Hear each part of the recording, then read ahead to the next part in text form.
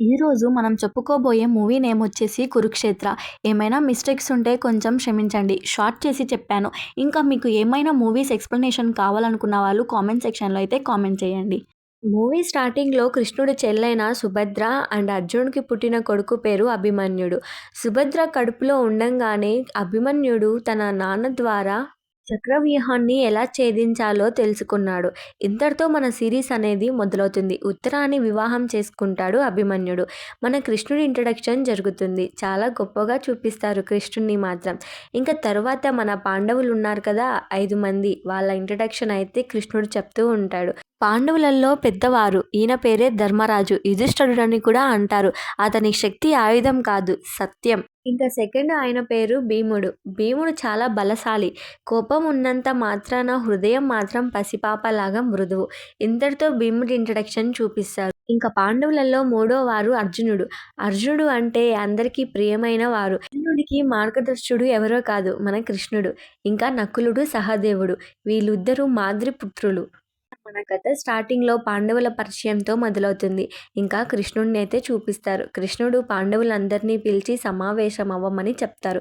ఎందుకంటే అందరూ సమావేశం అయిన తరువాత భీముడు మండిపడుతూ ఉంటాడు. ఎందుకంటే కౌరవుల మీద ప్రతీకారం తీర్చుకోవాలని భీముడి చేతులు తహతహలాడిపోతున్నాయని చెప్పి భీముడు చెప్తాడు. అప్పుడే కృష్ణుడు శాంతం వహించు భీమా, మనం శాంతిని కోరుకుందాం. కౌరవులు ఏం కోరుకుంటున్నారో ఫస్ట్ మనం విందాం అని చెప్పి భీముడిని శాంతపరుస్తాడు. ఇంకా అప్పటికే అభిమన్యుడు అక్కడికి వస్తాడు. అభిమన్యుడు ఇలా కృష్ణుడిని అడుగుతాడు. ఎందుకు మామయ్య మనమే శాంతిని కోరుకోవాలి, కౌరవులు శాంతిని కోరుకోరా అని చెప్పి ప్రశ్న వేస్తాడు. అది వాళ్ళ చేతుల్లో ఉంటుంది అభిమన్య అని చెప్పి కృష్ణుడైతే అభిమన్యుడికి చెప్తాడు. ఇంకా అంతలోపే కృష్ణుడు యుద్ధం గురించి చెప్తూ ఉంటాడు. పాండవులు 5 గ్రామాలు మాత్రమే అడుగుతారు. కానీ భీముడు మనమెందుకు అడగాలి, అదంతా మనదే కదా, మనం అజ్ఞాతవాసం చేశాం, అంతేకాకుండా 12 ఏళ్ళు వనవాసం కూడా చేశాం కదా దీనికోసం. అయినా ఇదంతా మనకెందుకు, వాళ్ళతో ఓడించి యుద్ధం గెలవాలి అని చెప్పి గట్టిగా అరుస్తూ ఉంటాడు. శాంతం వహించు భీమా అని చెప్పి అర్జునుడు శాంతం వహిస్తాడు. ఇంకా సంజయుడి కోసం ఎదురు చూస్తూ ఉంటాడు. సంజయుడు ఎవరంటే కౌరవుల రాయబారి. రాయబారానికి చెప్తాడు ఏమనంటే శాంతి కావాలి, మాకు యుద్ధం వద్దు అని చెప్పి చెప్తాడు. అంతలోపే పాంచాలి అక్కడికి వచ్చి మీరు నా ప్రతీకారం తీర్చుకోలేకపోతే నాకు 5 మంది కుమారులు ఉన్నారు, అంతేకాక నా అభిమన్యుడు కూడా ఉన్నారు, వాళ్ళైతే ప్రతీకారం తీర్చుకుంటారు అని చెప్పి కౌరవుల మీద అయితే మండిపడుతుంది. అప్పుడే సంజయుడిని చూపిస్తారు. పైన జెండా ఎగురుతూ ఉంటుంది. ఎవటంటే కౌరవులు అండ్ పాండవులు. ఇంకా ఇదే చివరిసారి అవ్వచ్చు కౌరవులు పాండవుల జెండా కలిసి ఎగరడం. అందుకే బాగా చూడండి అని చెప్పి మాత్రం చూపిస్తారు. ఇంకా అప్పుడే సంజయుడు హస్తినాపురానికి చేరుకుంటాడు. హస్తినాపురానికి వెళ్ళిన వెంటనే ధృతరాష్ట్రుడితో ఇలా చెప్తాడు. పాండవులు 5 గ్రామాలని కోరుకుంటున్నారు, వాళ్ళు శాంతిని కావాలి అంటున్నారు, మీరు దాన్ని ఇవ్వగలుగుతారా అని చెప్పి అడుగుతారు. అంతలోపే ధృతరాష్ట్రుడు నాకు కౌరవులు ప్రియమైన వారే, పాండవులు ప్రియమైన వారే, ఎవరికి యుద్ధం జరిగినా నాకే నష్టం అవుతుంది, నేను దీని గురించి ఆలోచిస్తాను అని చెప్తుండగానే అక్కడికి దుర్యోధనుడు వస్తాడు. దుర్యోధనుడు కౌరవులలో పెద్దవాడు. దుర్యోధనుడు అక్కడికి వచ్చిన తర్వాత వాళ్ళకి ఒక్క గ్రామం కూడా నేను ఇచ్చేది లేదు, వాళ్ళతో యుద్ధం అయితే పడతాను అని చెప్పి చెప్తాడు. ఇంకా ఆ రాయబారాన్ని తీసుకొని సంజయుడు వస్తుండగా ఎవరో సంజయుని మీద దాడి చేస్తారు. ఇంకా అప్పటికే సంజయుడు వాళ్ళ స్నేహితుడికి కూడా గాయాలవుతాయి. ఇంకా కృష్ణుడికి అప్పటికే అర్థమైపోతూ ఉంటుంది కౌరవులు శాంతిని కోరుకోవడం లేదు, యుద్ధాన్ని కోరుకుంటున్నారు అని. కానీ సంజయుడి మాట కోసం వేచి చూస్తూ ఉంటారు. కానీ అర్జునుడి వెళ్ళి పడుకోమని చెప్తే లేదు, నేను శుభవార్త వినేంత వరకు పడుకోను, అది శుభవార్త అయినా కావచ్చు, చెడు మాట అయినా కావచ్చు అని చెప్పి చెప్తాడు. ఇంకా అంతలోపే సంజయుడు కృష్ణుడి దగ్గరికి వచ్చి ఇలా చెప్తాడు. వాళ్ళు యుద్ధాన్ని కోరుకుంటున్నారు కానీ శాంతిని కోరుకోవడం లేదు, ఇది చాలా బాధాకరమైన విషయం అని చెప్పి ఆలోచిస్తూ ఉంటారు. కృష్ణుడు అర్జునుడితో ఇలా చెప్తాడు. ఇక నీ విల్లుని ఎక్కిపెట్టు, ఇక బాణాల వర్షం కురిపించాలి నువ్వు కురుక్షేత్రంలో అని చెప్పి చెప్తూ ఉంటాడు. ఇంకా అంతలోపే దుర్యోధనుడు ధృతరాష్ట్రుడిని పొగుడుతూ ఉంటాడు. ఈ హస్తినాపురం అంతా నాది, నా సొంతం అని చెప్పి అంటూ ఉంటాడు. ఇక పాండవులకి ఒక్క కొంచెం కూడా ఇచ్చేది లేదు, యుద్ధం కావాలంటే చేద్దాం అని చెప్పి వాళ్ళ ప్రజలందరినీ తయారు చేస్తాడు. ఇంకా అంతలోపే పాండవులు చాలా ఆలోచిస్తూ ఉంటారు. మన బంధువుల మీదే మనం శస్త్రం ఎత్తాలా అని చెప్పి ఆలోచిస్తూ ఉంటారు. ఇంకా ఏం చేయాలో వాళ్ళకి అర్థం అవ్వదు. అందులో మన మన తాతగారైన భీష్ముడు, ఇంకా మన గురువు అయిన ద్రోణుడు చాలామంది ఉన్నారు కదా! ఎలా చేయాలి అని చెప్పి అనుకుంటూ ఉంటారు. ఇంకా అంతలోపే భీష్ముడి దగ్గరికి వెళ్ళి దుర్యోధనుడు, "నువ్వు హస్తినాపురానికి సైనాధిపతిగా ఉంటావని మాట ఇచ్చావు కదా! నువ్వు దాన్ని నిలబెట్టుకుంటావా?" అని చెప్పి అంటాడు.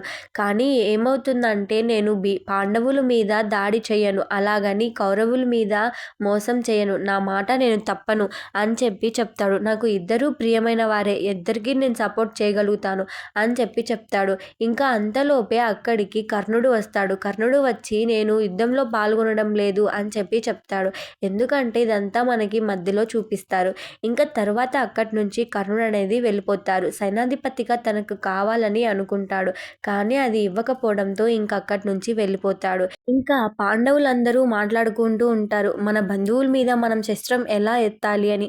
అంతలోపే పాంచాలి అక్కడికి వస్తుంది. నా కురులు ఎందుకు విరబోసానో మీకు తెలుసు కదా! ఆ దుష్టుడు అయిన దుశాసనుడు ఆ సభలో అందరి ముందర నా కురులను పట్టుకున్నాడు. అప్పటినుంచి నా కురులు నేను ముడివేసుకోలేదు.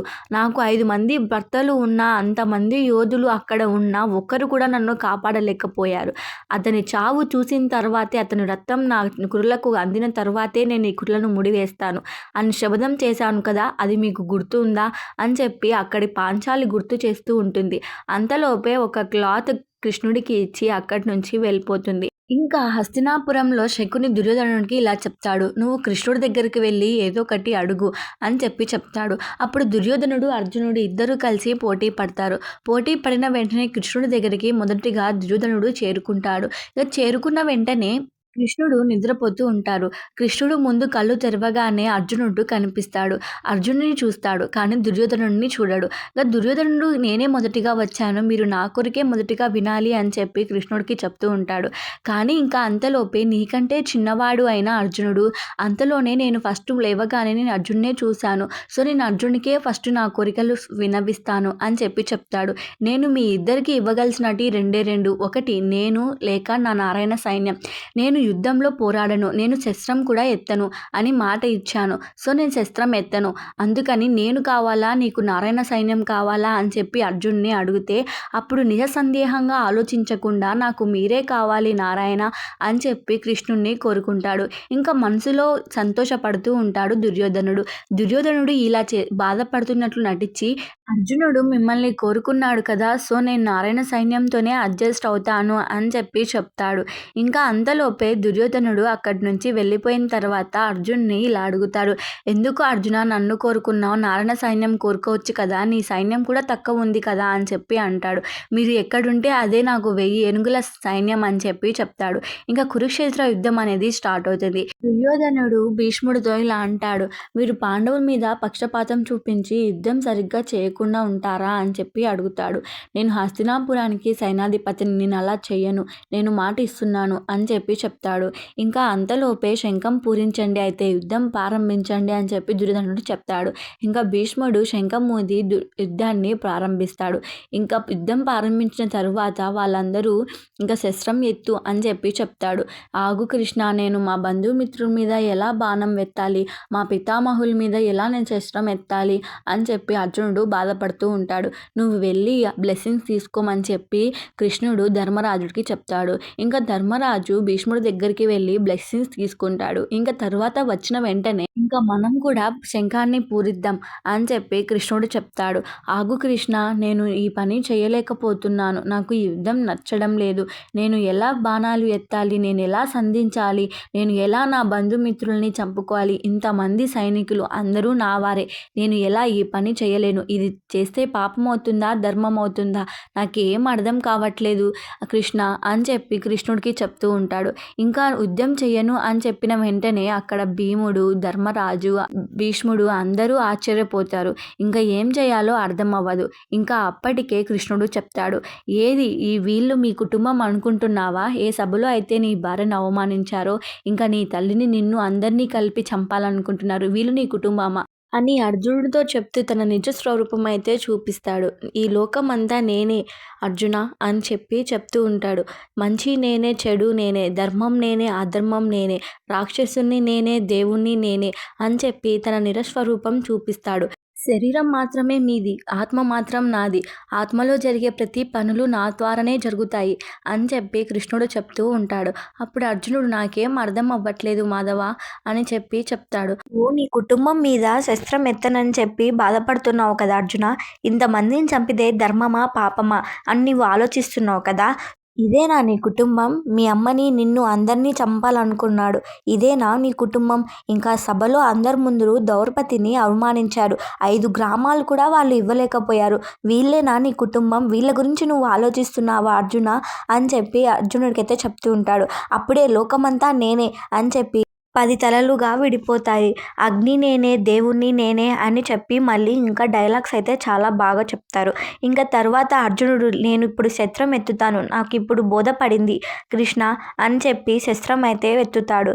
ఇంకా కృష్ణుడు శంఖమూది యుద్ధంనైతే ప్రారంభిస్తారు. ఇంకా అందరూ ప్రతి యోధుడు ప్రతీకారంతో విలవిలలాడిపోతూ ఉంటారు. అందరికంటే ఎక్కువ భీముడుగా ప్రతిపతిలాడిపోతూ ఉంటాడు. ఇంకా అంతలోపే అక్కడికి నకులుడు వచ్చి హెల్ప్ చేస్తాడు. రా దుశ్శాసన చూసుకుందాం రా అని చెప్పి భీముడు మాట్లాడుతూ ఉంటాడు. ఇంకా అంతలోపే ద్రోణుడు పాండవులకి కౌరవులకి చదువు చెప్పిన గురువు. ఆయనను చంపడానికి ద్రుపదుడు ఎవరంటే ద్రోణుడు యొక్క స్నేహితుడు, తన కుమారుడు ధృష్టద్యుమ్నుడు. ఇంకా అంతలోపే ద్రోణుడిని ఓడించి కత్తితో చంపుతున్నప్పుడు అప్పుడే శంఖం ఊదినట్టు సౌండ్ వస్తుంది. ఇంకా శంఖం ఊదిన తర్వాత యుద్ధం చేయకూడదు అని చెప్పి ఇంకా అక్కడి నుంచి వెళ్ళిపోతాడు. ఇంకా రేపటి చూసుకుందాం అని చెప్పి ద్రోణుడు అయితే ధృష్టద్యుమ్నుడితో చెప్తాడు. ఇంకా భీముడు ఇంకా అందరూ కలిసి ఇంకా అక్కడి నుంచి వెళ్ళిపోతారు. ఇంకా రెండవ రోజు యుద్ధం అయితే ప్రారంభమవుతుంది. అందరూ యుద్ధానికి సిద్ధంగా ఉంటారు. ఇంకా శంఖం పూరించిన వెంటనే భీష్ముడు తన బాణాలను వదులుతూ ఉంటాడు. భీష్ముడికి ఒక వరం ఉంటుంది. భీష్ముడంతకు భీష్ముడే చావును కోరుకుంటే తప్ప భీష్ముడికి చావు అనేది రాదు. ఇంకా భీష్ముడు చాలా గట్టిగా పోరాడుతూ ఉంటాడు. పాండవుల సగం సైన్యం అంతా చనిపోతారు. భీష్ముడు చేతిలోనే చనిపోతారు. ఇంకా భీష్ముడిని ఎలా ఆపాలో అర్థం అవ్వదు. ఇంకా కృష్ణుడు ఇంకప్పటికే అర్జునుడితో ఇలా చెప్తాడు. నువ్వు మీ పితామహుల మీద బాణం వదులుతావా లేదా, లేకపోతే నేనే శస్త్రం ఎత్తాల్సి వస్తుంది అని చెప్పి చెప్తాడు. ఇంకా కృష్ణుడు అయితే శస్త్రం ఎత్తుతాడు. భీష్ముడు అప్పుడు కృష్ణుడికి ఆహుదైపోతాడు. నేను ఇంత మహానుభావుడి చేతిలో చావా, నాకు చాలా సంతోషంగా ఉంటుంది. నన్ను చంపేయండి, నేను ఈ ధర్మ అధర్మాల మధ్య పోటీ పడలేకపోతున్నాను అని చెప్పి అయితే కృష్ణుడి దగ్గర సరెండర్ అవుతాడు. ఇంకా అంతలోపే అర్జునుడు మాధవ, నేను మీకు మాట ఇస్తున్నాను. నేను శస్త్రం ఎత్తుతాను. మీరు ఇచ్చిన మాట తప్పకండి. నేను మా పితామహుల మీద బాణం వదులుతాను. నేను మాట ఇస్తున్నాను అని చెప్పి కృష్ణుడితో అయితే చెప్తాడు. ఇంకా అర్జునుడు తన యుద్ధం అయితే స్టార్ట్ చేస్తాడు. ఇంకా అప్పటికే తన సైన్యం అంతా కొంచెం తగ్గిపోయి ఉంటుంది. ఇంకా తర్వాత కౌరవుల పక్షాన అయితే భీష్ముడు ఉన్నాడు. పాండవుల పక్షాన కృష్ణుడు ఉన్నాడు. ఇద్దరూ ఏది తగ్గకుండా యుద్ధం అయితే కొనసాగుతూ ఉంటుంది. ఇంకా అంతలోపే భీష్ముడి చేతిలో అందరూ చనిపోతూ ఉంటాడు. ఇంకా యుద్ధ వార్త కోసం ధృతరాష్ట్రుడి దగ్గరికి సంజయుడు వచ్చి 17 మంది కుమారులని కోల్పోయాము అని చెప్పి చెప్తాడు. ఎవరు చంపారు అని చెప్పి అడగా భీముడు చంపాడు అని చెప్పి చెప్తాడు. ఇంకా భీముడి మీద మండిపోతూ ఉంటాడు. పాండవులు అండ్ కృష్ణుడు అందరూ కలిసి సమావేశం అవుతారు. సమావేశం అవ్వగా అక్కడ భీష్ముడిని తొలగించాలి. భీష్ముడిని తొలగిస్తే కానీ మనం కౌరవులందరినీ చంపలేమని చెప్పి మాట్లాడుకుంటూ ఉంటారు. ఇంకా అంతలోపే భీష్ముడు దుర్యోధనుడికి గాయాలవుతాయి. దానికి మందు రాస్తూ ఉంటాడు. ఇంకా అంతలోపే కృష్ణుడు చెప్పే మాటలు వాళ్ళు పాండవులు వింటారు. కానీ మీరు నా చెప్పే మాటలు ఏమీ వినరు అని చెప్పి చెప్తాడు. సంధి చేసుకోమని చెప్తాడు. కానీ కౌరవులు వినరు. ఇంకా అంతలోపే కర్ణుడు అక్కడికి వచ్చి అర్జునుడు చావు నా చేతిలో మాత్రమే ఉంటుంది, నన్ను సైన్యాధ్యక్షుడిగా చేయండి అని చెప్పి అంటాడు. ఇంకా అంతలోపే కృష్ణుడు అందరూ కలిసి సమావేశం అవుతారు. భీష్ముడు అడ్డు తగిలితే కానీ మనం కౌరవుల్ని ఏమీ చేయలేం అని చెప్పి కృష్ణుడైతే చెప్తూ ఉంటాడు. కానీ భీష్ముడికి ఇచ్ఛామరణం అనే శక్తి ఉంది కదా, ఎలా మనం భీష్ముడిని చంపగలుగుతాం అని చెప్పి అయితే చెప్తూ ఉంటాడు. తను మన పితామహులని కూడా మర్చిపోకండి అని కూడా చెప్తాడు. మరి హస్తినాపురంలో సభ ముందర అందరి ముందర ద్రౌపదిని అవమానించినప్పుడు ఆ పెద్దాయన ఏమైపోయారు అని చెప్పి భీముడైతే ప్రశ్నిస్తూ ఉంటాడు. కానీ ఇదంతా సొల్యూషన్ కావాలంటే ఎవరు తీరుస్తారు అని చెప్పి కృష్ణుడిని అడుగుతూ ఉంటాడు. ఇంకా అంతలోపే భీష్ముడికి చావు కారణం భీష్ముడే చెప్తాడు. రండి వెళ్ళి అడుగుదాం అని చెప్పి వెళ్ళి అడగ్గా చెప్తాడు. ఇంకా అప్పుడు నన్ను ఎవరు చంపలేరు, నన్ను చంపేది మగ కాదు ఆడ కాదు అని కూడా చెప్తాడు. భీష్ముడు చెప్పిన సమాధానంలోనే పాండవులకి సమాధానం ఉంది. అదేంటో అర్థం అవ్వకపోవడంతో సైలెంట్‌గా ఉండిపోతారు. ఇంకా అంతలోపే శిఖండిని చూపిస్తాడు. ద్రోణాచార్యుడు కొడుకైన అశ్వత్థామ మీద బాణం వదులుతూ ఉంటాడు. శిఖండినికి అండ్ అశ్వత్థామకి ఇద్దరికైతే యుద్ధం జరుగుతూ ఉంటుంది. ఇంకా అంతలోపే అర్జునుడు ఆలోచిస్తూ కృష్ణుడితో ఇలా చెప్తాడు. ఎవరు భీష్ముడిని చంపగలుగుతారు అని చెప్పి ఆలోచిస్తుండగా అప్పుడే ఇంకా అర్జునుడికి శిఖండిని కనపడుతుంది. ఇంకప్పుడైతే ఫ్లాష్ బ్యాక్ అయితే చూపిస్తారు. కాశీరాజు కూతురులైన ముగ్గురు శిఖండిని, అంబిక, అంబాలిక వీళ్ళు ముగ్గురు స్వయంవరం అయితే జరుగుతూ ఉంటుంది. అప్పట్లో అక్కడికి భీష్ముడు వచ్చి విచిత్రవీనుడికిచ్చి పెళ్లి చేయాలని అనుకుంటాడు. విచిత్రవీనుడు ఎవరంటే భీష్ముడి యొక్క సవతి కొడుకు. ఇంకా వాళ్ళని తీసుకొని వస్తుండగా అంబికని లవ్ చేసిన అతను పోరాడుతాడు. అప్పుడు ఆ యుద్ధంలో భీష్ముడైతే అతన్ని చంపేస్తాడు. ఇంకా చంపేసిన వెంటనే నన్ను ఇంకా ఎవరు పెళ్లి చేసుకోరు, నువ్వే భీష్ముడు పెళ్లి చేసుకోవాలని అడిగితే నేను జీవితాంతం బ్రహ్మచర్యం అయితే వహించాను, నేనైతే నిన్ను పెళ్లి చేసుకోలేను అని చెప్పి అంబికతో చెప్తాడు. ఇంకా తను ఏం చేయాలో అర్థం కాక కొంతమంది ఋషుల దగ్గరికి వెళ్ళి ఒకటైతే కోరుకుంటుంది. భీష్ముడు చావు నా చేతిలోనే ఉండాలి అని చెప్పి అయితే కోరుకుంటుంది. అప్పుడు తనకి ఒక పెద్ద వరం అయితే లభిస్తుంది. ఇంకా కురుక్షేత్ర యుద్ధంలో భీష్ముడైతే శిఖండిని అయితే చూస్తాడు. కానీ శిఖండిలాగా కనిపించదు. తను ఎంతో సౌందర్యవతిగా కనిపిస్తుంది. ఆ తర్వాత భీష్ముడు తన మీద అయితే బాణం అయితే వదలలేడు. కానీ అది సమయం చూసుకొని శిఖండిని అయితే భీష్ముడిని చంపాలనే ప్రతిజ్ఞ నెరవేరుతుంది అని చెప్పి భీష్ముడి మీద అయితే బాణాలను వదులుతుంది. అప్పుడు కృష్ణుడికి అర్జునుడికి అర్థమవుతుంది శిఖండిని భీష్ముడిని చంపగలుగుతుంది అని చెప్పి అయితే అనుకుంటాడు. అప్పుడు శిఖండిని భీష్ముడి మీద బాణం వదలగా కానీ తిరిగి బాణం అయితే సంధించాడు. ఇంకా ఆ తర్వాత ఏం చేయాలో అర్థం కాక శిఖండిని బాణాలు వదులుతుండగా కూడా కానీ భీష్ముడు అయితే ఏమీ అనకుండా ఉంటాడు. ఇంకా అంతలోపే కృష్ణుడు అయితే అర్జునుడితో చెప్తాడు, నువ్వు కూడా బాణాలు వదులు అని చెప్పి చెప్తాడు. అప్పుడు అర్జునుడు కూడా బాణాలు అయితే వదులుతాడు. ఇంకా అంతలోపే బాణాల మీద అయితే భీష్ముడు అయితే పడుకొని పోయేలా చేస్తాడు. ఇంకా చాలా బాణాలు గుర్చుకొని సగం మరణం సగం జననం అయితే ఉంటుంది.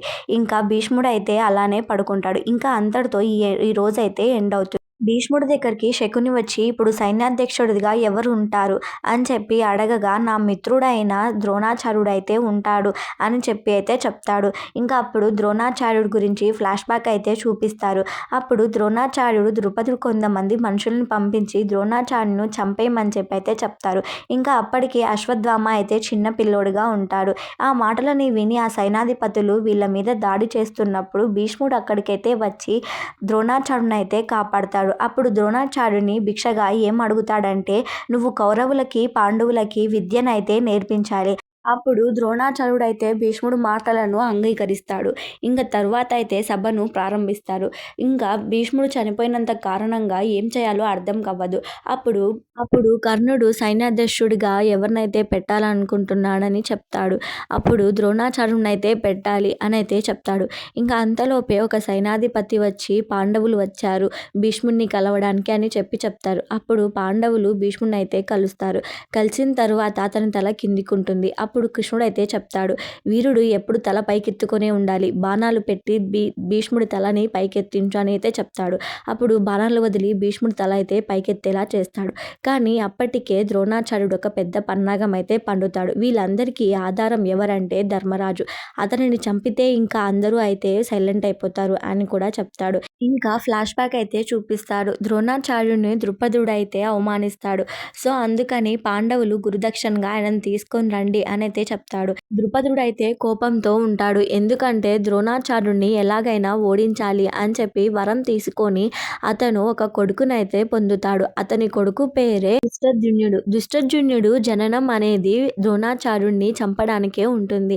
ఇంకా అప్పుడు ద్రోణాచార్యుడు దుష్టద్యుమ్నుడు యుద్ధంలో గొడవ పడుతూ ఉంటాడు. అప్పుడు వాళ్ళందరూ పన్నాగం వేసుకుంది ధర్మరాజుని చంపాలని. అప్పటికే సింధురాజు వెనకాల నుంచి ధర్మరాజుని చంపాలని అనుకుంటూ ఉంటాడు. ఇంకా అంతలోపే అక్కడికి అభిమన్యుడు వచ్చి సింధురాజుని అయితే కొడతాడు. ఇంకా ద్రోణాచార్యుడు ధర్మరాజు మీద బాణాలు వేస్తుండగా అర్జునుడు వచ్చి కాపాడతాడు. ఇంకా అంతలోపే అర్జునుడు అయితే శంఖం అయితే పూరిచ్చేస్తాడు.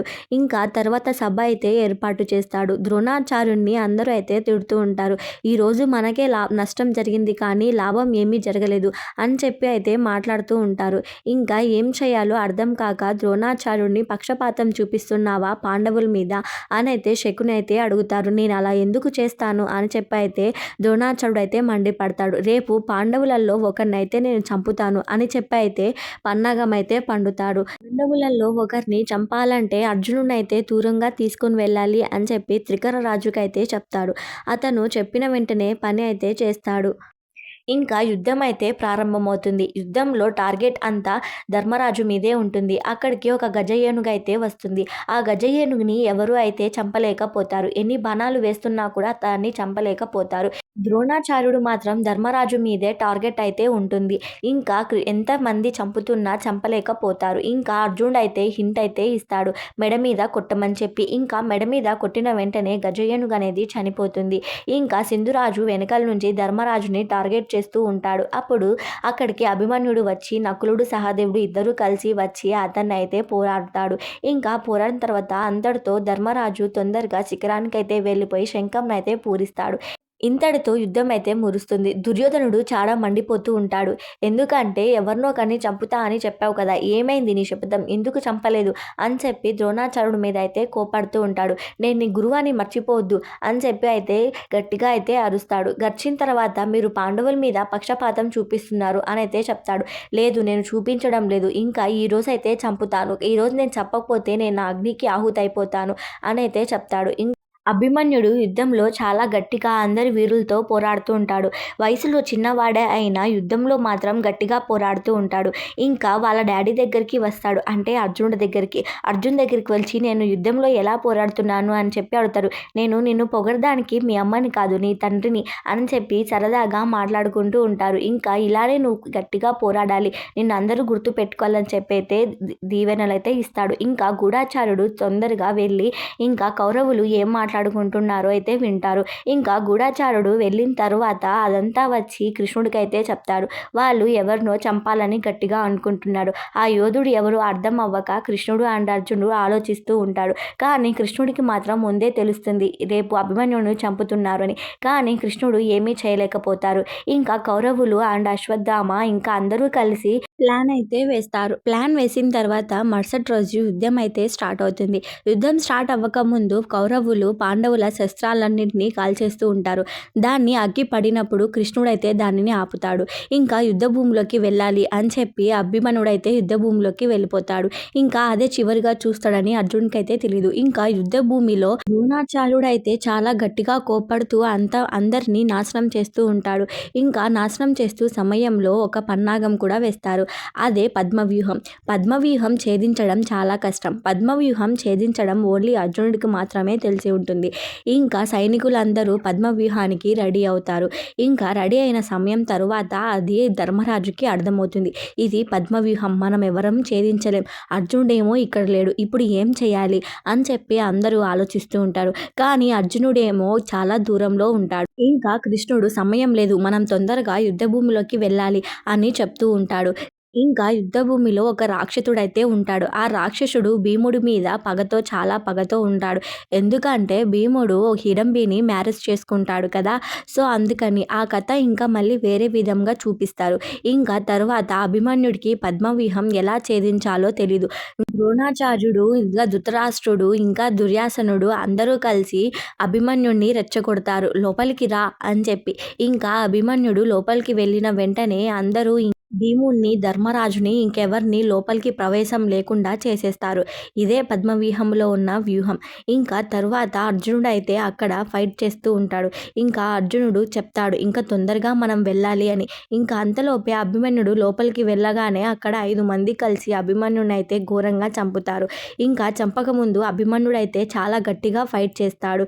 ఇంకా ఫైట్ చేసే సమయంలోనే అభిమన్యుడికి చాలా అయితే గాయాలవుతాయి. ఇంకా అభిమన్యుడికి ఎందుకు పద్మవ్యూహం ఛేదించడం తెలియదంటే అప్పుడు ప్రెగ్నెంట్గా ఉన్నప్పుడు అన్ని రహస్యాలు తెలుసుకుంటాడు. కానీ పద్మవ్యూహం ఛేదించడం ఎలా అని చెప్పకే ముందే అర్జునుడి భార్య అయిన సుభద్ర నిద్రపోతుంది. ఇంకా పద్మవ్యూహం ఎలా ఛేదించాలో తెలియకపోవడంతో ఇంకా అక్కడే ఇరుక్కుపోతాడు. ఇంకా ఇరుక్కుపోయిన సమయంలో ఇంకా ఏం చేసేది లేక అక్కడ వీరమరణం అయితే పొందుతాడు. ఇంకా అర్జునుడు అక్కడికి వచ్చి తెలిసిపోతుంది నా కొడుకు చనిపోయాడు అని. ఇంకా అర్జునుడు చాలా బాధపడుతూ ఉంటాడు. ఇంకా అర్జునుడు నైట్ అంతా ఆలోచిస్తూ ఉంటాడు. ఇంకా ఉత్తర అయితే ఇంకా విధవరాలు అవుతుంది. ఇంకా అప్పటికే అక్కడికి ప్రాంచాలి వస్తుంది. 5 మంది తండ్రులు ఉన్న ఒకరు కూడా కాపాడలేక కాపాడలేకపోయారా అభిమన్యుణ్ణి అని చెప్పి ఏడుస్తూ ఉంటుంది. అప్పుడే పాంచాలి కళ్ళు తిరిగి పడిపోతుంది. ఎవరు అభిమన్యుణ్ణి చంపారు అని అడుగుతుంటే సింధురాజు అని చెప్తుంది. ఇంకా అప్పుడే కళ్ళు తిరిగి కింద పడిపోతుంది. ఇంకా అప్పుడు ఫ్లాష్ బ్యాక్ అయితే చూపిస్తారు. ఇంకా పాండవులు అరణ్యంలో ఉంటారు కదా 12 మాసాలు. అప్పుడు అరణ్యంలో ఉన్నప్పుడు పాంచాలి ఏమీ తినకుండా ఉంటుంది. ఎందుకంటే పాండవుల మీద కోపంతో. ఇంకా ఏం చేసేది లేక 5 మంది పాండవులు మాట్లాడుకుంటూ ఉంటారు. వెళ్ళి ఎవరైనా పాంచాలికి తినమని చెప్పండి అని చెప్పి. ఇంకా పాంచాలి వద్దకు వెళ్ళినప్పుడు పాంచాలి నుంచి వచ్చే అగ్నికి మనం అందరం భస్మం అయిపోతాం. మేమెవ్వరూ ఆ ధైర్యం చేయలేం. ఇంకా ధర్మరాజు అయితే వెళ్తాడు. ఇంకా సింధురాజు పాంచాలి బయటికి వెళ్ళి పళ్ళు అన్ని తింటూ ఉంటుంది. ఇంకా అప్పటికే సింధురాజు పాంచాలి మీద కన్ను వేసింటాడు. అంటే ఎలాగైనా సాధించుకోవాలి అని చెప్పి పన్నాగం అయితే పండుతాడు. ఇంకా తన పక్కన ఉన్న తన భటుడునైతే పంపిస్తాడు. ఇంకా పాంచాలి వద్దకు వెళ్ళి మీరు మా రాజుని కోరుకుంటున్నారు, మీరు మా రాజుకి కావాలంట, ఏం మాట్లాడుతున్నావు నీచుడా నువ్వు అని చెప్పి ఆమె గట్టిగా అయితే అరుస్తుంది. అదో అక్కడ వెనకలు ఉన్నాడు కదా ఆయనేనా మీ రాజు అని చెప్పి అంటుంది. నాకు భయపడి అక్కడ దాంకొని ఉన్నాడా, మా 5 భర్తలకి మీ గురించి తెలిసిందనుకో మీ అనువాలు ఉండవు అని చెప్పి ఆ మాటలన్నీ సింధురాజుకి వినిపిస్తాయి. ఆ సింధురాజు ఎవరంటే కౌరవుల చెల్లి అయిన ఏకైక చెల్లి అయిన వాళ్ళ భర్త. ఇంకా బంధువులు కూడా అవుతారు. ఇంకా సింధురాజు అక్కడికి వచ్చి నేను నిన్ను మోజు పడుతున్నాను, నువ్వు నన్ను పెళ్లి చేసుకో, మీ భర్తలు నిన్ను ఎలాగో కాపాడలేకపోయారు, నేను నిన్ను కాపాడుకుంటాను అని చెప్పి అంటుంది. నీచుడా నువ్వు నా సోదరురాలి భర్తవి కాబట్టి నేను నిన్ను వదిలేస్తున్నా, వెళ్ళి బతికిపో, నా పాండవులకి తెలిసిందంటే నిన్ను చంపేస్తారు అని చెప్పి అంటుంది. సభలో అంతమంది ముందర ఏం చేయలేకపోయారు, ఇప్పుడు నేను తీసుకుపోతే ఏమన్నా చేస్తారా అని చెప్పి అయితే పాంచాలిని అక్కడి నుంచి అయితే తీసుకొని వెళ్ళడానికి ప్రయత్నిస్తాడు. పాంచాలి వదులు, నన్ను పట్టుకున్నావు అనుకో నువ్వు భస్మం అయిపోతావు, నేను అగ్గిలోంచి జల్వించిన స్త్రీని అని చెప్పి గట్టిగా అరుస్తుంటుంది. కానీ అదేం పట్టించుకోకుండా పాంచాలిని అయితే అక్కడి నుంచి తీసుకొని వెళ్ళిపోతాడు. ఇంకా గట్టిగా అర్జున అని అయితే గట్టిగా అరుస్తుంది. ఆ అరుపు అర్జునుడికి అయితే వినిపిస్తుంది. ఆ అరుపు అర్జునుడికైతే వినిపిస్తుంది. ఏదో అపకారం జరుగుతుంది, మనం తొందరగా వెళ్ళాలి అని చెప్పి వెళ్తారు. మీ భర్తలు రారు, మీ భర్తలు సభలోనే కాపాడలేకపోయారు, నిన్ను ఇప్పుడు కాపాడుకుంటారా అని చెప్పి ఎగతాళి చేస్తూ ఉంటారు. అంతలోపే పాండవులు అక్కడికి వచ్చి ఆయనని పట్టుకుంటారు. భీముడు చాలా కోపంతో నువ్వు పాంచాలినే పట్టుకుంటావా అని చంపేద్దాం అని చెప్పి అంటాడు.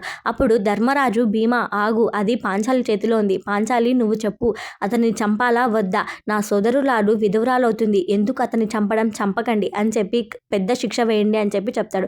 అప్పుడు ఆయనకి సగం గుండు గొరికి వెళ్ళిపోతాడు. ఇంకా అవమానం తట్టుకోలేక అతను హిమాలయాలకు వెళ్ళి తపస్సు చేస్తాడు. తపస్సు చాలా గట్టిగా చేస్తాడు. అప్పుడు దేవుడు ప్రత్యక్షమై సింధురాజు అయితే వరం కోరుతాడు. పాండవులు నా చేతిలోనే చావాలి అని చెప్పి అడుగుతాడు. అప్పుడు దేవుడు ప్రత్యక్షమయ్యి పాండవులందరూ చావకపోయినా పాండవుల కుటుంబంలో ఒకరు నీ చేతుల్లో మరణిస్తారు అని చెప్పి అయితే వరం అయితే ఇస్తాడు. ఇంకా ఆ వరం ఆధారంగానే అభిమన్యుణ్ణి ఆ రోజు చంపి ఉంటారు. ఇంకా ఇదంతా పాంచాలి మీదే అంటారు. ఆ రోజు వాడిని చంపేసి ఉంటే ఇదంతా వచ్చేది కాదు కదా అని చెప్పి అయితే కృష్ణుడు చెప్తాడు. ఎంత తప్పు చేసినా అదంతా తప్పు మా మీదకే వేస్తారా అని అయితే చెప్తాడు. ఇంకా పాంచాలిని ఎక్కిరిస్తూ ఉంటారు అక్కడ వారి అందరూ. అభిమన్యుణ్ణి చంపిన సంతోషంతో అక్కడ వాళ్ళందరూ పార్టీ చేసుకుంటూ ఉంటారు. ఇంకా పాంచాలి నిద్రలేస్తుంది. పాంచాలి ఇంకా రేపటి లోపల తను చావాలి అని చెప్పి గట్టిగా అంటుంది. అప్పుడు అర్జునుడు నా కుమారుణ్ణి చంపిన వాడిని నేను ఎందుకు వదులుతాను అని చెప్పి గట్టిగా అయితే అంటాడు. ఇంకా శపథం చేస్తాడు. నేను రేపు సింధురాజుని చంపకపోతే నేను నా అంతకు నేను అగ్నికి ఆహుతవుతాను అని చెప్పి గట్టిగా అయితే చెప్తాడు. ఇంకా దానికి సరే అని చెప్పి కృష్ణుడు అయితే అంటాడు. ఇంకా అందరికీ తెలిసిపోతుంది రేపు అర్జునుడి టార్గెట్ సింధురాజు అని అందరికీ తెలిసిపోతుంది. కానీ సింధురాజుకి ఒక గొప్ప వరం అయితే ఉంటుంది. సింధురాజు పుట్టిన వెంటనే ఒక ఋషి అయితే చెప్తాడు, నీ బిడ్డ చావు ఒక యోధుడి చేతిలో ఉంటుంది అని. ఏంటి పుట్టిన వెంటనే మరణం గురించి వార్త ఏంటి, ఎవరైతే నా బిడ్డని చంపుతారో, ఎప్పుడైతే నా బిడ్డ తల నేలకి ఒరుగుతుండో అప్పుడు ఆ యోధుడు చంపిన యోధుడు కూడా చనిపోతాడు అని అయితే ఒక గొప్ప వరం అయితే ఉంటుంది. వాళ్ళ నాన్న దగ్గర నుంచి పొందుతాడు. కానీ ఈ విషయం అయితే ఆల్రెడీ అర్జునుడికి కృష్ణుడికి అయితే తెలుస్తుంది. కానీ కర్ణుడు అండ్ ద్రోణాచార్యుడిద్దరు ఆలోచిస్తూ ఉంటాడు. సింధురాజు చాలా సంతోషంగా ఉన్నాడు కదా, ఈ సంతోషం చాలా తక్కువసేపే ఉంటుంది, రేపు అర్జునుడి టార్గెట్ సింధురాజు అని చెప్పి అయితే అంటాడు. ఇంకా యుద్ధం అయితే మొదలవుతుంది. యుద్ధం మొదలైన తర్వాత ఇంకా అర్జునుడి టార్గెట్ అంతా సింధురాజు. అప్పుడు అర్జునుడు వచ్చి సభలో అందరి ముందర అయితే కురుక్షేత్ర యుద్ధంలో అందరి ముందర అయితే చెప్తాడు, నేను సింధురాజుని ఈరోజు సూర్యోదయం కల్లా చంపకపోతే నేను అంతకు నేనే అగ్నికి ఆహుతవుతాను అని అయితే చెప్తాడు. కానీ కర్ణుడు అందరూ కలిసి సింధురాజునైతే కాపాడాలని అనుకుంటారు. ఎందుకంటే దాని తర్వాత అర్జునుడు అగ్నికి ఆహుతవుతాడు కాబట్టి. ఇంకా అర్జునుడు బలం తగ్గితే ఇంకా పాండవులని ఓడించడం చాలా ఈజీ అవుతుందని అనుకుంటారు. ఇంకా యుద్ధం అయితే ప్రారంభం అవుతుంది. ఇంకా యుద్ధం ప్రారంభం అయిన వెంటనే సింధురాజుని అందరూ దాచిపెట్టేస్తారు.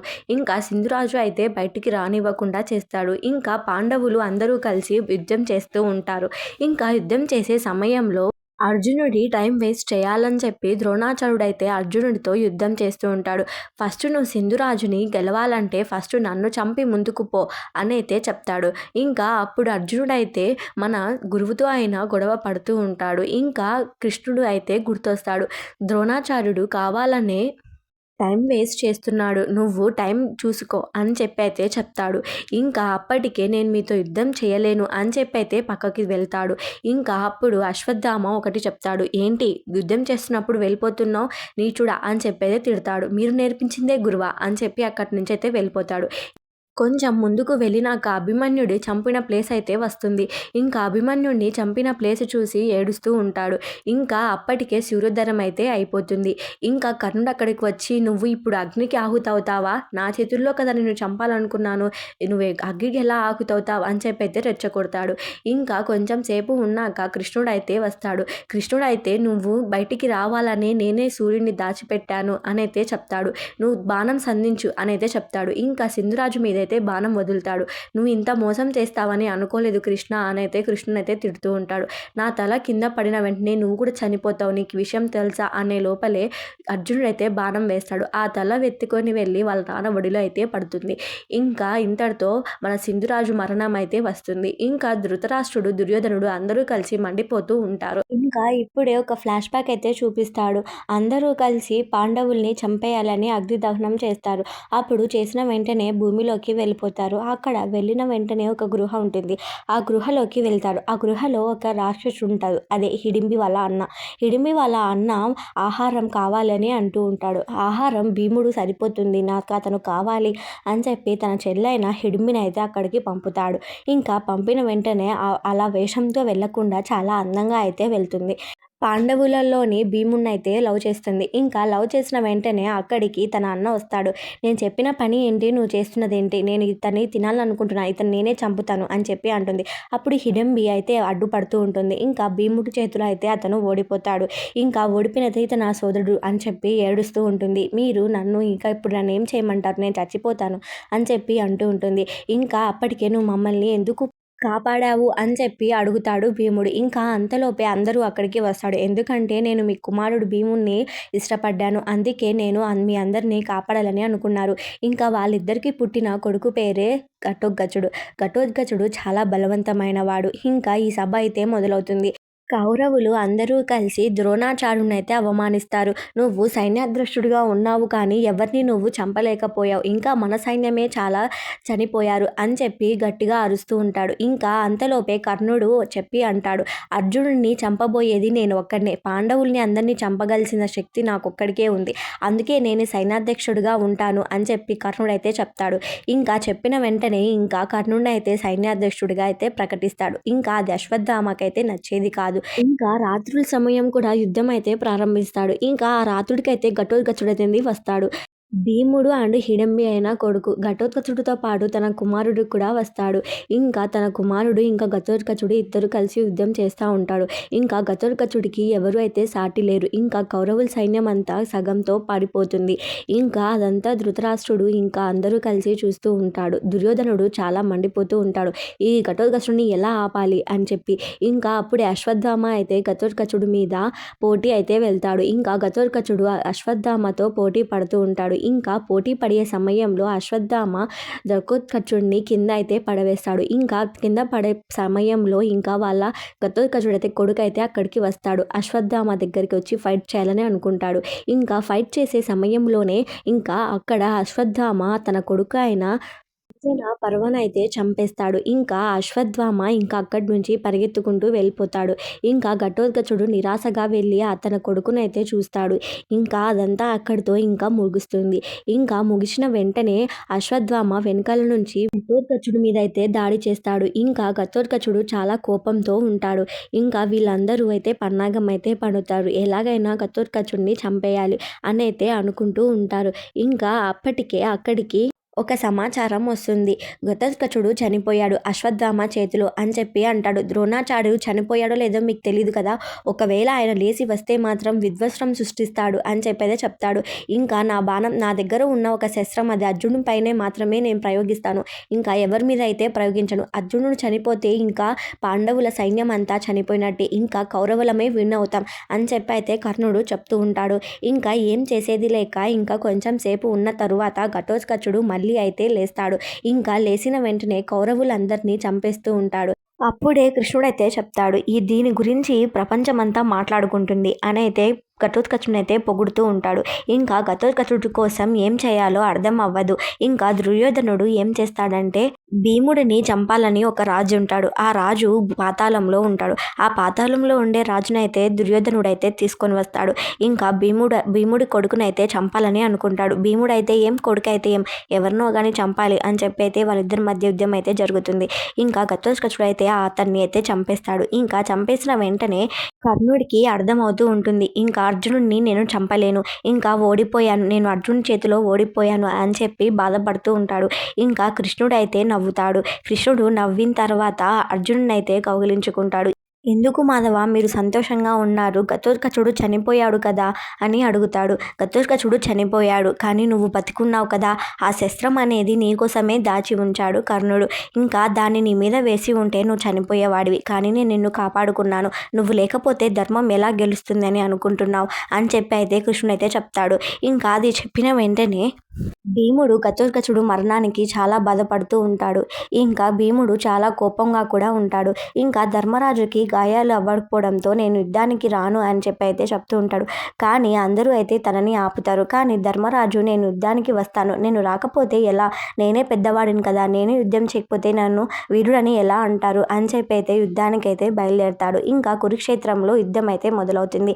ఇంకా మొదలైన వెంటనే ద్రోణాచార్యుడి దగ్గరికి వచ్చి అశ్వత్థామ బ్లెస్సింగ్స్ అయితే తీసుకుంటూ ఉంటాడు. ఇంకా అశ్వత్థామ బ్లెస్సింగ్స్ తీసుకున్న వెంటనే అక్కడి నుంచి అయితే వెళ్ళిపోతాడు. ఇంకా అప్పటికే కురుక్షేత్ర యుద్ధం మొదలయ్యి 15 రోజులు అయితే అవుతుంది. ఇంకా యుద్ధం అనేది ఎండుకైతే రాదు. ఇంకా అందరూ త్రిశూల ఆకారంతో ఉన్న ప్రజలందరూ అయితే నిలబడతారు. ఇంకా సైనికులు అందరూ కలిసి యుద్ధం అయితే చేస్తూ ఉంటారు. ఇంకా యుద్ధం చేసే సమయంలో ఫ్లాష్ బ్యాక్ అయితే మనకు చూపిస్తాడు. ఒకసారి ద్రోణాచార్యుడు అనేది ద్రుపదుడి దగ్గరికి వెళ్తాడు. ద్రుపదుడి దగ్గరికి వెళ్ళినప్పుడు ద్రుపదుడు నా స్నేహితుడు, నాకు కొంచెం అయితే అన్నం అయితే కావాలి, నా బిడ్డ ఆకలితో ఉంది అని చెప్పి అడగడా, నువ్వు నా స్నేహితుడాలువా, చిన్నప్పుడు చెప్పావు కదా నాకు అర్ధ రాజ్యం ఇస్తావని చెప్పి, నాకు అర్ధ రాజ్యం అవసరం లేదు, నాకు 10 గోవులు ఇస్తే చాలు, 10 గోవులు నేను సాకొని నేను పెంచుకుంటాను నా భార్య పిల్లల్ని అయితే చెప్తాడు. కానీ ద్రుపదుడు కోపంగా స్నేహితుడని చెప్పొద్దు, 10 గోవులు కావాలంటే దానం చేస్తాను అని చెప్పి నీచంగా మాట్లాడతాడు. ఇంకా అప్పుడు ఇంకా ద్రోణాచార్యుడు అక్కడి నుంచి అయితే వెళ్ళిపోతాడు. వెళ్ళిపోయిన తర్వాత నీ చావు నా చేతిలోనే అని అయితే చెప్తాడు. అర్జునుడు ఇంకా కర్ణుడు ఇంకా యుద్ధం చేస్తూ ఉంటారు. యుద్ధం చేసే సమయంలోనే నకులుడు సహదేవుడు అక్కడికి వచ్చి అతనిని కాపాడతారు. ఇంకా కాపాడిన వెంటనే అశ్వత్థామ చాలా కోపంతో ఉండిపోతాడు. ఇంకా పాండవుల సైన్యం అంతా సగం అంతా హతమారుస్తాడు. ఇంకా ఏం చేయాలో అర్థం అవ్వదు. ద్రోణాచార్యుడు కూడా చాలా పగతో ఉంటాడు. ద్రోణాచార్యుడు పాండవుల సైన్యం అంతా అంతం చేస్తాడు. పాండవుల సైన్యం అంతా అంతం చేసిన తరువాత అక్కడికి ఒక రాజు వస్తాడు. అతనే ద్రుపదుడు ఒక కొడుకుడు ధృష్టద్యుమ్నుడు అక్కడికి వచ్చి, ద్రోణాచార్యను నాతో గొడవ పడు, నువ్వు వాళ్ళనందరినీ ఎందుకు చంపుతున్నావు, నన్ను చంపి చూపించు అని చెప్పి అక్కడికైతే వస్తాడు. ఇంకా ద్రోణాచార్యుడు చాలా విధ్వంసం అనేది సృష్టిస్తూ ఉంటాడు. ఇంకా ధర్మరాజు అక్కడికి వస్తాడు. ఇంకా ధర్మరాజు అక్కడికి వచ్చిన వెంటనే ఏం చేయాలో అర్థం అవ్వదు. ఇంకా అర్జునుడు ఇంకా కర్ణుడిని అక్కడి నుంచి వదిలేసి వచ్చి ద్రోణాచార్యుడితో గొడవ పడడానికి ముందుకు వెళ్తాడు. ఇంకా అక్కడ గొడవ పడుతూ ఉంటాడు. ఇంకా ముగ్గురు కలిసి గొడవ పడుతున్నప్పుడు దుష్టద్యుమ్నుడేమో అశ్వత్థామతో గొడవ పడుతూ ఉంటాడు. ఇదంతా ఆపడం ఎలా కృష్ణ అని చెప్పి ధర్మరాజు కృష్ణుని అయితే అడుగుతాడు. ఇదంతా నీ చేతుల్లోనే ఉంది. ఒక్కసారి నువ్వు ద్రోణాచార్యుడి దగ్గరికి వెళ్ళి అశ్వత్థామ మరణించాడు అనైతే వార్త చెప్పు అనైతే చెప్తాడు. అసత్యమా నేను ఆడాలా అని చెప్పి ధర్మరాజు అయితే చెప్తాడు. అసత్యం ఆడి గెలవడం అది ధర్మం కాదు కృష్ణ అనైతే చెప్తాడు. ఇంకా ఏం చేసేది లేక ఇంకా ఏం అర్థం అవ్వదు. ఇంకా ఎలా బోధించాలి అని చెప్పి కృష్ణుడైతే ఆలోచిస్తాడు. అప్పుడైతే ధర్మరాజుకి చాలా బోధపరుస్తాడు. కానీ అశ్వత్థామ చావలేదు కదా! నేను ద్రోణాచార్యుడికి ఎలా అబద్ధమైతే చెప్పాలి? ఇంకా ఎవరు చెప్పినా వినడు. ఇంకా ఏం చేయాలి? నువ్వు చెప్తేనే ద్రోణాచార్యుడు నమ్ముతాడు. ఎందుకంటే నువ్వు అసత్యం ఆడవు కాబట్టి. ఈ పని నేను చెయ్యలేను మాధవ అనైతే ధర్మరాజు చెప్తూ ఉంటాడు. ఇంకా అశ్వత్థామ చనిపోలేదని అనుకో. కానీ అశ్వత్థామ బదులు ఏనుడినైతే చంపాడు కదా! అదే నువ్వు వెళ్ళి చెప్పు అనైతే చెప్తాడు. ఇంకా అక్కడ యుద్ధం జరుగుతున్నప్పుడు అర్జునుడు అశ్వత్థామనైతే చంపేస్తాడు. ఇంకా చంపిన వెంటనే అంటే అశ్వత్థామ అంటే ఏనుగుని చంపుతాడు. ఇంకా ఏనుగుని చంపిన వెంటనే ద్రోణాచార్యుడు ఇంకా భీముడైతే గొడవ పడుతూ ఉంటాడు. ఇంకా భీముడు ఓడిపోతూ సమయంలో ఉన్నప్పుడు కృష్ణుడు ధర్మరాజుతో ఇలా చెప్తాడు. ఇప్పుడు నువ్వు అసత్యం ఆడకపోతే ఇప్పుడు భీముడు అనేది చనిపోతాడు. ఇంకా ద్రోణాచార్యుడిని ఎవరు ఓడించలేరు. ఇప్పుడు వెళ్ళి చెప్పు అని చెప్పి చెప్తాడు. అప్పుడు ధర్మరాజు గట్టిగా అంటాడు. అర్జునుడి చేతిలో అశ్వత్థామ చనిపోయాడు అని అయితే చెప్తాడు. ఇంకా చెప్పిన వెంటనే అది ద్రోణాచార్యుడు అయితే నమ్మేస్తాడు. ఇంకా నమ్మేసి అతని ఖడ్గం అయితే కిందకి పడేస్తాడు. అతను నిరాశగా ఉన్నప్పుడు శంఖం అయితే పూరిస్తాడు. అక్కడికి దుష్టద్యుమ్నుడు వచ్చి అతన్ని అయితే చంపేస్తాడు. అదే ఎవరిని అనుకుంటున్నారు? ద్రోణాచార్యుడిని అయితే చంపేస్తాడు. ఇంతటితో మన కథ అయితే ముగుస్తుంది. ఇవే మన కురుక్షేత్ర 9 ఎపిసోడ్స్. షార్ట్ చేసి చెప్పాను. ఏమైనా మిస్టేక్స్ ఉంటే కొంచెం క్షమించండి. ఇంకా సెకండ్ పార్ట్ వదిలినప్పుడు మన ఛానల్లో తొందరగానే అప్లోడ్ చేస్తాను. ఏ మూవీస్ అయినా మీకు ఎక్స్ప్లెనేషన్ కావాలనుకున్న వాళ్ళు కామెంట్ సెక్షన్లో కామెంట్ చేయండి. నేను పెట్టే వీడియోస్ మీకు నోటిఫికేషన్లో రావాలంటే పక్కనే ఉన్న సబ్స్క్రైబ్ బటన్ నొక్కండి. ఇంకా లైక్ చేసి షేర్ చేయండి. ఏమైనా మిస్టేక్స్ ఉంటే కామెంట్ సెక్షన్లో కామెంట్ చేయండి. నేను దాన్ని సరిదిద్దుకోవడానికి ట్రై చేస్తాను. Thank you.